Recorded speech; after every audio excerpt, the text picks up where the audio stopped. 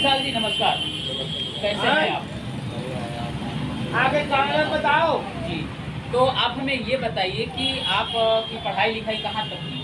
हमारी पढ़ाई हम एम.कॉम है, पोस्ट ग्रेजुएट काशी विद्यापीठ महात्मा गांधी काशी विद्यापीठ। अच्छा, तो पढ़ाई खत्म करने के बाद आप डायरेक्ट राजनीति में उतर आए कि और भी कुछ आपने सोचा?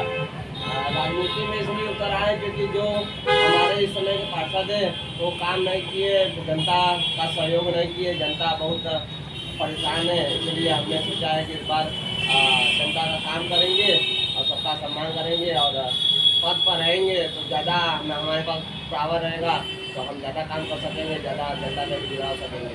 समाज सेवा करने वाले को पावर की जरूरत नहीं होती, वो समाज सेवा तत्पर करता रहता है। लेकिन आप चुनावी मैदान में उतर आए हैं तो बहुत सारे लोग इस चुनाव को जो है बिजनेस समझ के चुनाव लड़ते हैं, आपकी क्या मानसिकता है? बिजनेस समझ के जो चुनाव लड़ता है वो चुनाव में पैसा खर्चा करता है, दारू पिलाता है, मुर्गा खिलाता है, तब वो जीतता है। हम लोग चंदा उतार के जनता से पैसा मांगते हैं और चुनाव लड़ते हैं और उनका काम करते हैं, हमेशा तत्पर रहते हैं उनके सहयोग में, उनके सेवा में। अच्छा, तो आप मतलब चुनाव इसलिए लड़ रहे हैं कि आप जनता की भलाई करें? जनता की भलाई। जनता को ये कैसे आप भरोसा दिलाएंगे, कैसे यकीन दिलाएंगे कि आप अगर प्रत्याशी हो जाते, आप जो चुनाव जीत जाते हैं तो उनके हक में आप अच्छा काम करेंगे, ये जनता को कैसे भरोसा दिलाएंगे? जैसे जैसे मोदी जी को देख के सब लोग भाजपा को वोट दिया, वैसे हमारे पिताजी 10 वर्ष हमारे वार्ड में सभासद थे, उप सभापति थे नगर निगम वाराणसी से। उनको देख के उनको उनके काम को देख के लोग हमको भी चुनेंगे और हम भी उन्हीं अपने पिताजी को देखते हुए सब काम करेंगे, सब जनता को खुश रखेंगे। जैसे उनका नाम है आज भी, वैसे नाम हमेशा उनका हमेशा रहेगा। आपने थोड़ी देर पहले ये कहा कि पिछले जो प्रत्याशी, जो सभासद के प्रत्याशी रहे हैं, वो काम नहीं किए ढंग से, इसलिए मुझे मैदान में उतरना पड़ा। तो आपके पिताजी भी काम नहीं किए? हमारे पिताजी इतना काम किए हैं कि आज अगर वो मार्केट में उतर जाए तो सबका जमाना जब्त हो जाएगा, चाहे वो वर्तमान का सभासद हो, चाहे पूर्व का सभासद हो, सबका काम इतना हुआ है। जनता आज भी उनका नाम लेता है, उनका सहयोग करता है, नाम सुनते ही बोलता है कि आप जीत गए, आपका मार्केट बहुत बना हुआ है, कोई दिक्कत नहीं है, हम लोग आपके साथ हैं। अच्छा, तो आप किसी पार्टी से लड़ रहे हैं चुनाव या निर्दल लड़ रहे हैं? हम बहादुर आदमी पार्टी के सदस्य पदाधिकारी हैं। इस बार हम अपने बहादुर आदमी पार्टी से लड़ेंगे चुनाव और जीत के दिखाएंगे सबको और जनता का सेवा करेंगे। अभी तक बहादुर आदमी पार्टी से कितने सभासद हैं, कितने जो है मंत्री हैं, कितने जो है और भी पद पे कितने लोग? देखिए, सन 2019 में 16 जुलाई को बहादुर आदमी पार्टी का रजिस्ट्रेशन हुआ है, जिसके बाद ये नगर निकाय चुनाव पहला चुनाव है और इस बहादुर आदमी पार्टी में हम लोग अध्यक्ष जी के सहयोग से, हमारे अध्यक्ष जी श्री मदन कुमार मिश्रा जी है, उनके सहयोग से, उनके आशीर्वाद से हम लोग यहाँ चुनाव लड़ेंगे और यहाँ जीतेंगे और सबका सम्मान करेंगे, सबका काम करेंगे। अच्छा, ये बताइए कि बनारस में कितने सीटों पे बहादुर आदमी पार्टी चुनाव लड़ेगी? बहादुर आदमी पार्टी पूरे 100 सीटों पर चुनाव लड़ेगी और मेरे प्रत्याशी पर भी चुनाव लड़ेगी। आपको उम्मीद है कि बहादुर आदमी पार्टी चुनाव जीतेगी? क्यों नहीं जीतेगी, जरूर जीतेगी।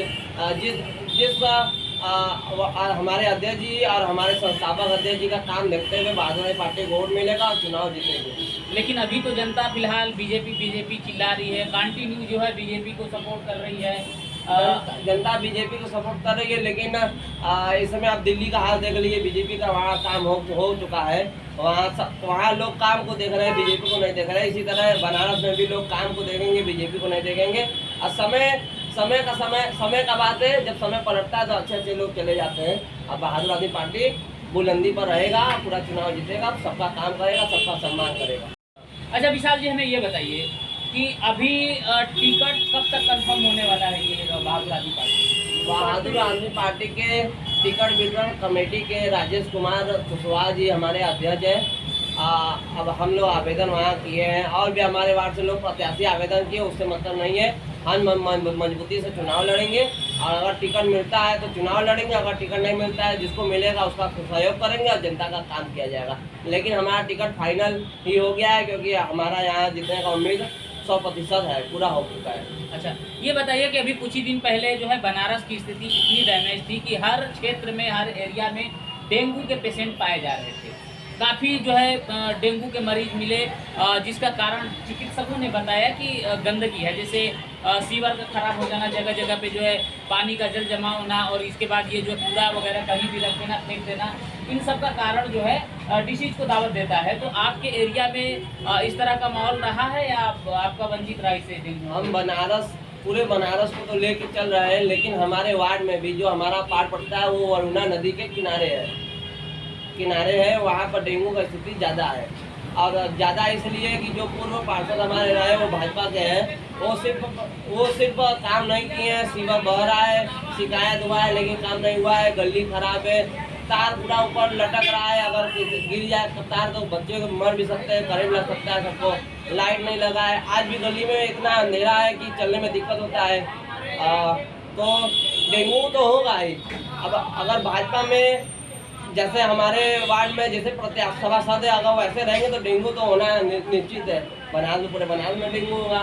अच्छा, मान लीजिए आपको यहाँ की जनता चुनाव जिता देती है, आप सभासद बन जाते हैं, तो सर्वप्रथम अपने वार्ड के लिए क्या सोचा है, क्या करने वाले? सर्वप्रथम जिस गली में लाइट नहीं है, सर्वप्रथम उस गली में लाइट लगेगा।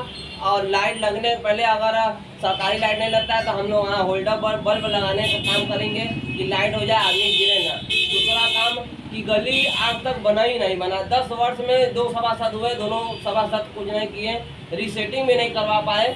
और दूसरा काम हम लोग गली बनवाएंगे। तीसरा काम सीवर का काम है, सीवर का चैम्बर सब नर्स हो गया, सीवर हमें बनाया जाएगा।